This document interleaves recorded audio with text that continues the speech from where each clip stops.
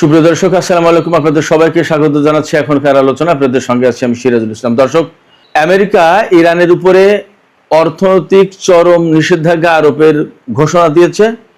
আজকে থেকে economic Doomsday ঘোষণা করেছে।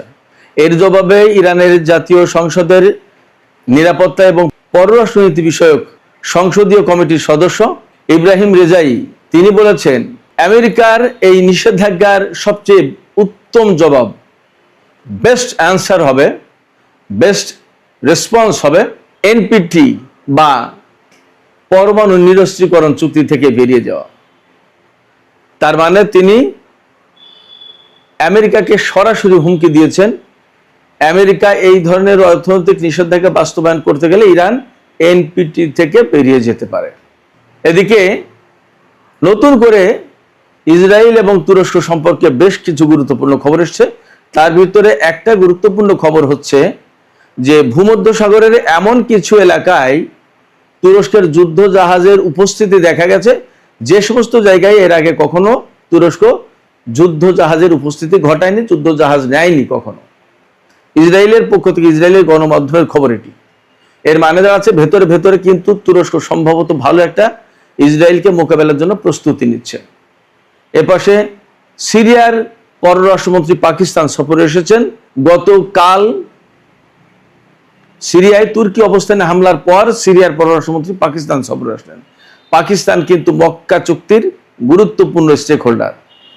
তার মানে ভেতরে ভেতরে অনেক কিছু ঘটছে।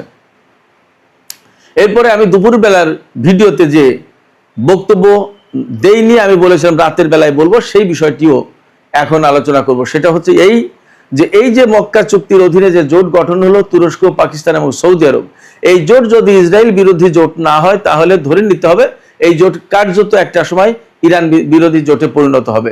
যদি ইরান বিরোধী জোটে পরিণত হয় তাহলে কি সর্বনাশ হবে, সেই বিষয়টা নিয়ে আমি আজকে এখানে বিস্তারিত আলোচনা করার চেষ্টা করব।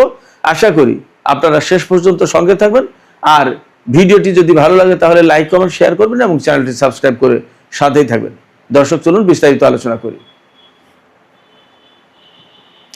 প্রথমে বলি, আমি দুপুরের ভিডিওতে বলেছি যে মার্কিন president Donald Trump economic Doomsday ঘোষণা করেছেন ইরানের বিরুদ্ধে, অর্থাৎ ইরানের বিরুদ্ধে অর্থনৈতিক নিষেধাজ্ঞা দিয়ে একদম কিয়ামত নাজিল করে দেবেন, এইরকম একটা ব্যাপার। তো অর্থনৈতিক নিষেধাজ্ঞা মানে কি? তিনি বলেছেন যে একদম এমন ভাবে অর্থনৈতিক নিষেধাজ্ঞা দিতে হবে যে পৃথিবীর কোনো দেশ একটি লেনদেন বাণিজ্য করতে পারবে না ইরানের সাথে। যদি করে তাহলে তার বিরুদ্ধে আমেরিকা ব্যবস্থা নেবে এবং নিষেধাজ্ঞা দেবে। তার মানে পৃথিবীর সমস্ত দেশ থেকে বিচ্ছিন্ন হয়ে যাবে ইরান। এটা হলো আমেরিকার টার্গেট। এর জবাবে ইরানের জাতীয় সংসদের জাতীয় নিরাপত্তা এবং পররাষ্ট্রনীতি বিষয়ক সংসদীয় কমিটির একজন সদস্য, তিনি হচ্ছেন ইব্রাহিম রেজাই। তিনি বলেছেন আমেরিকার এই ঘোষণা, ডোনাল্ড ট্রাম্পের এই ঘোষণার সবচেয়ে বড় জবাব হবে ইরানের পক্ষ থেকে পরমাণু নিরস্ত্রীকরণ চুক্তি বা এনপিটি থেকে ইরান বেরিয়ে যাবে। যদি ইরান নিজেকে প্রত্যাহার করে নেয় তাহলে সবচেয়ে বড় জবাব হবে। এখন এখানে প্রশ্ন আসতে পারে যে এনপিটি থেকে যদি ইরান চলে যায় তাহলে জবাবটা কি? কি জবাব হবে? কি করবে? কি হবে? হবে এই যে আমেরিকা, যে ইসরায়েল বা যে পশ্চিমা দেশগুলো ইরানের পরমাণু শক্তি নিয়ে এত চিন্তিত, এত উদ্বিগ্ন, এত ভীত সন্ত্রস্ত, কিন্তু ইরান একটা জায়গায় আটকা। ইরান এনপিটিতে যতক্ষণ পর্যন্ত আছে ততক্ষণ পর্যন্ত বৈধভাবে পরমাণু বোমা বানাতে পারবে না এবং তার এই পরমাণু কর্মসূচি সামরিক দিকে ডাইভার্ট করতে পারবে না। যখনই এনপিটি থেকে ইরান বেরিয়ে যাবে, বলবে যে আমরা এনপিটি থেকে নেই, আমরা নিজেদেরকে প্রত্যাহার করে নিলাম, আমরা এই চুক্তির আওতায় আর নেই, তখন তাদের সামনে কিন্তু আর কোনো বাধা থাকবে না। অর্থাৎ আন্তর্জাতিক নিরস্ত্রীকরণ যে চুক্তিটা, এই চুক্তি থেকে ইরান বেরিয়ে গেল, নিজেকে প্রত্যাহার করে নিল, তখন তার পক্ষে পরমাণু নিয়ে সামরিক দিকে ডাইভার্ট করার নাকি বোমা বানানো, এই সমস্ত ব্যাপারে তার কোনো দায় দায়িত্ব ওই চুক্তির অধীনে থাকবে না, ওই চুক্তি মানার কোনো প্রশ্ন নেই। তখন আমেরিকা বা অন্য কেউ ইরানের বিরুদ্ধে কি করবে সেটা ভিন্ন কথা, কিন্তু এনপিটিতে না থাকলে ইরান তখন ফ্রি হ্যান্ডে তার মতো করে যা খুশি তাই করতে পারবে। এই এনপিটিতে থাকার পরে ইরানকে নিয়ে যদি এত ভয় থাকে আর সেই এনপিটি থেকে যদি বেরিয়ে যায় তাহলে ইরান কি এমনি এমনি বের হবে? ইরান তখন পরমাণু বোমা ঘোষণা বানাবে অথবা বানিয়েছে সেই ঘোষণা দেবে। আমরা পরিস্থিতি দেখার জন্য অপেক্ষা করি কি হয়। তবে এটা ঠিক, আমেরিকা ইরানকে অর্থনৈতিক নিষেধাজ্ঞা দিয়ে কিয়ামত নাজিল তো দূরের কথা, কিছুই করতে পারবে না। এদিকে একটু আগে আমি বলেছি যে ভূমধ্যসাগরের এমন কিছু জায়গায় তুরস্ক যুদ্ধজাহাজ মোতায়েন করেছে, যুদ্ধজাহাজের ঘোরাফেরা আনাগোনা উপস্থিতি দেখা যাচ্ছে। ইসরায়েলি গণমাধ্যম বলছে যে এর আগে কখনো সেই সমস্ত জায়গায় তুরস্কের যুদ্ধজাহাজ দেখা যায়নি। এই ঘটনা কখন থেকে ঘটছে? যখন সিরিয়ায় তুর্কি অবস্থানে ইসরায়েল হামলা চালিয়েছে এবং তারপর ভেতরে ভেতরে চাপা উত্তেজনা বিরাজ করছে, তখন এই খবর দিচ্ছে ইসরায়েলি গণমাধ্যম। তুরস্কের গণমাধ্যম এই ব্যাপারে বা তুরস্কের সরকারের ব্যাপারে খুব বেশি একটা মুখ খুলছে না, তারা বরং কিছু হয়নি এরকম একটা ভাব দেখাচ্ছে।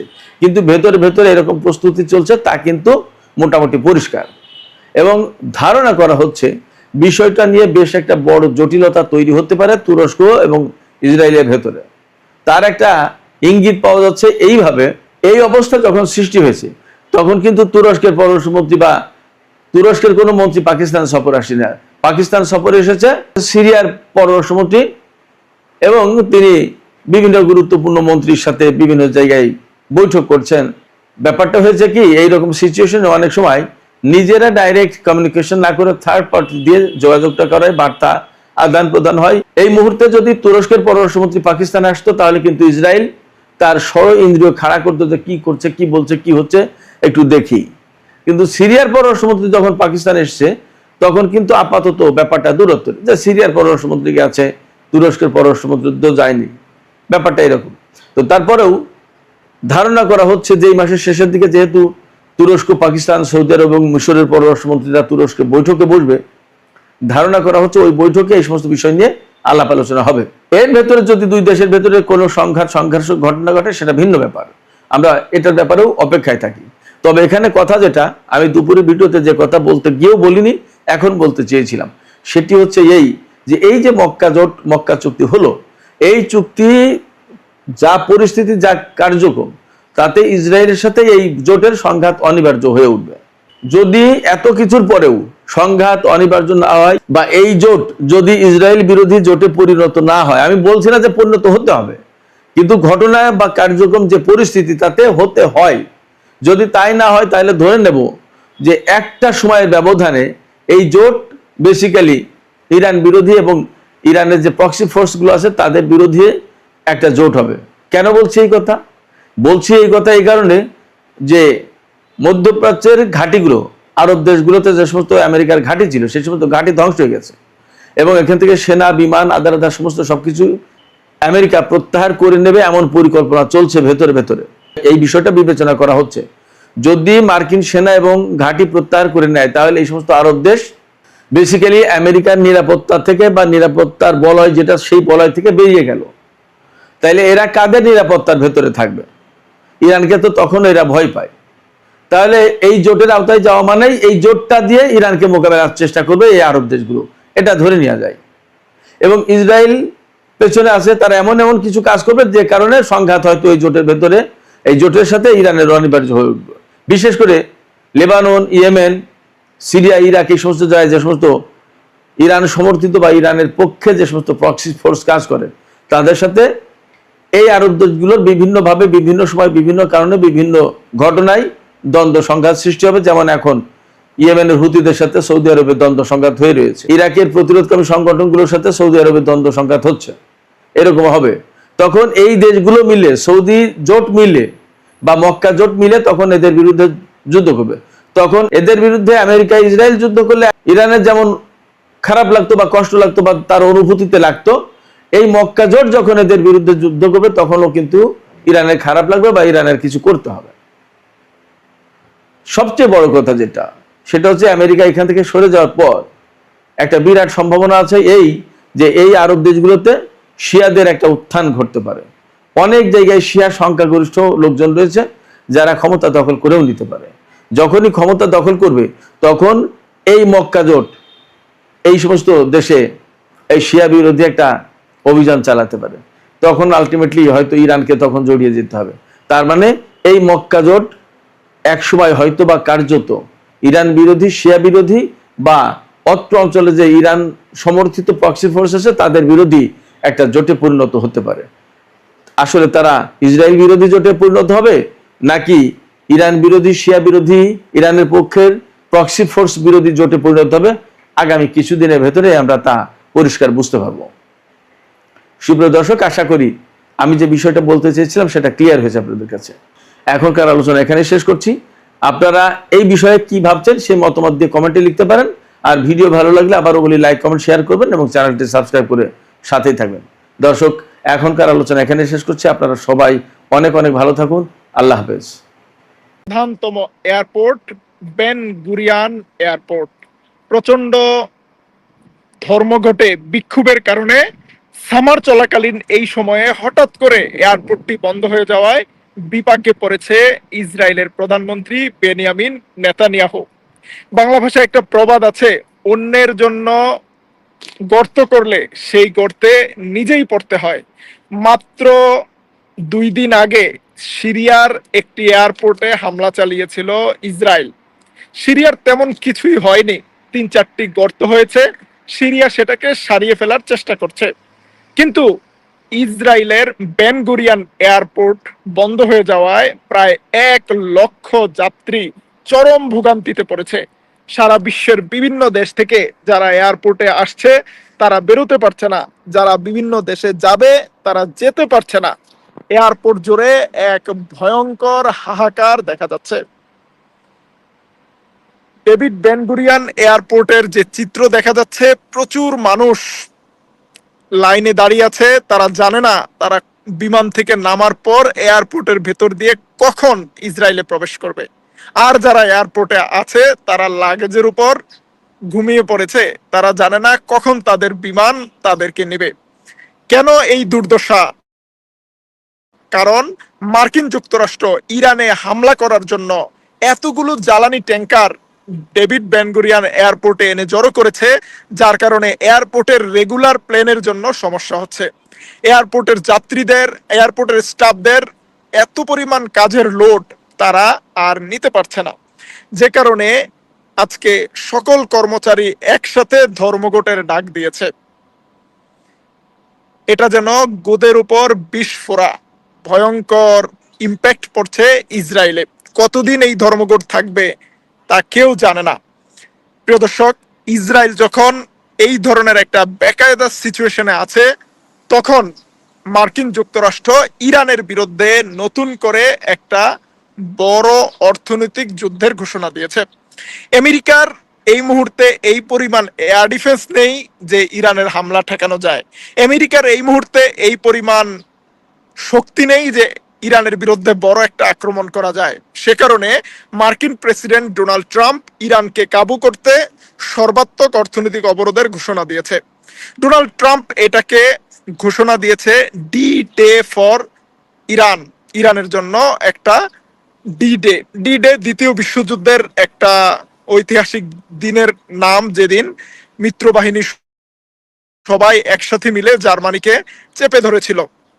প্রিয় দর্শক, কে কোথা থেকে আমাদের লাইভে যুক্ত হয়েছেন কমেন্টে জানাতে পারেন। আমাকে দেখতে অথবা শুনতে কোনো সমস্যা হলে কমেন্টে জানাবেন। মার্কিন প্রেসিডেন্ট ডোনাল্ড ট্রাম্প ঘোষণা দিয়েছে ইরানের সাথে কেউ যদি ব্যবসা বাণিজ্য করে তাদের বিরুদ্ধে কঠোর ব্যবস্থা নিবে মার্কিন যুক্তরাষ্ট্র। এবং ইরানকে অর্থনৈতিকভাবে একঘরে করার জন্য ইতিমধ্যে সংযুক্ত আরব আমিরাতের মাধ্যমে ইরানের সাথে সকল ব্যবসাগুলো বন্ধ করার ঘোষণা দিয়েছে আমিরাত। এখন সবচেয়ে বড় বেকায়দায় পড়তে যাচ্ছে চীন, কারণ চীন ইরানের 80% তেলের আমদানিকারক চীন একা। যদি অন্য কোনো দেশকে ইরান থেকে পণ্য আমদানি করতে না দেয়, তাহলে চীন কিভাবে ইরান থেকে তেল আমদানি করবে? চীন বলছে এইভাবে এই সংকটের সমাধান হবে না। আমেরিকাকে, ইরানকে রাজনৈতিকভাবে এই সমস্যার সমাধান করতে হবে ডায়ালগের মাধ্যমে, ডিপ্লোমেসির মাধ্যমে। কিন্তু কোনো ডিপ্লোমেসিতেই ডোনাল্ড ট্রাম্প হরমুজ প্রণালীর এই অবরোধকে নিজের জন্য বিজয় হিসেবে দেখাতে পারছে না। ইরান নাছোড়বান্দা, ইরানের 4টি দাবির পূরণ না হলে তারা হরমুজ খুলবে না। হরমুজকে কেন্দ্র করে যেই সংকট তৈরি হয়েছে, তাতে সারা বিশ্বের অর্থনীতি আজকে দুর্দশার শিকার। ইরানের সবচেয়ে ঘনিষ্ঠ দেশ ইরাক, শিয়া সরকার, শিয়া অধ্যুষিত এই দেশটির অর্থনীতি এত মারাত্মক ক্ষতির শিকার হয়েছে হরমুজ প্রণালী বন্ধ বন্ধ থাকায়। 2026 সালে এই দেশটির তেল বিক্রির আয় মাত্র 42%, অর্থাৎ 68% আয় কমে গিয়েছে। গত বছর 2025 সালে যেখানে ইরাক 46 বিলিয়ন ডলারের তেল রপ্তানি করেছে, এবার তারা মাত্র 27 বিলিয়ন ডলারের তেল রপ্তানি করেছে। তেল সমৃদ্ধ দেশগুলো তেল রপ্তানি না করতে পারায় তাদের অর্থনীতি ভয়াবহ ক্ষতির সম্মুখীন। মিশরের হরমুজ প্রণালী বন্ধ থাকায়, বাবেল মানদেব প্রণালীতে সমস্যা হওয়ায় কমে গিয়েছে সুয়েজ খালে জাহাজের সংখ্যা। সুয়েজ খালের জাহাজ থেকে তোলা ট্যাক্স মিশরের আয়ের 1 নাম্বার উৎস। মিশরের ট্যাক্স কমে গিয়েছে প্রায় 90%। এ কারণে মিশরের পররাষ্ট্রমন্ত্রী আজকে হুঁশিয়ার করে দিয়েছে। তিনি বলেছেন, স্বাধীনভাবে জাহাজ চলাচল করার ব্যাপারে যারা বাধা দিতে চায় আমরা সেটা মুখ বুজে সহ্য করব না। হরমুজ প্রণালী হোক, লোহিত সাগর হোক, কিংবা বাবেল মানদেব প্রণালী হোক, সব জায়গায় স্বাধীনভাবে জাহাজ চলাচলের সুযোগ দিতে হবে। মিশরের পররাষ্ট্রমন্ত্রী বলেন, আন্তর্জাতিক আইন অনুযায়ী, জাতিসংঘের বিধান অনুযায়ী এই ধরনের প্রণালীগুলোতে বাধা দেওয়ার অধিকার কোনো রাষ্ট্রের নেই। এদিকে ইরানকে পাশ কাটিয়ে হরমুজ প্রণালীতে একটা গোপন করিডোর প্রতিষ্ঠা করেছে মার্কিন যুক্তরাষ্ট্র। আমেরিকা দাবি করছে ওমানের উপকূল ঘেঁষে আমেরিকার তৈরি করা এই নতুন করিডোর দিয়ে প্রতিদিন রাতে 8 থেকে 9টি তেলের ট্যাঙ্কার বের হচ্ছে এবং প্রবেশ করছে। তাতে প্রতিদিন কমপক্ষে 1 কোটি ব্যারেল তেল হরমুজ প্রণালী দিয়ে বের হচ্ছে, যেটা গত মাসের চেয়ে দ্বিগুণ।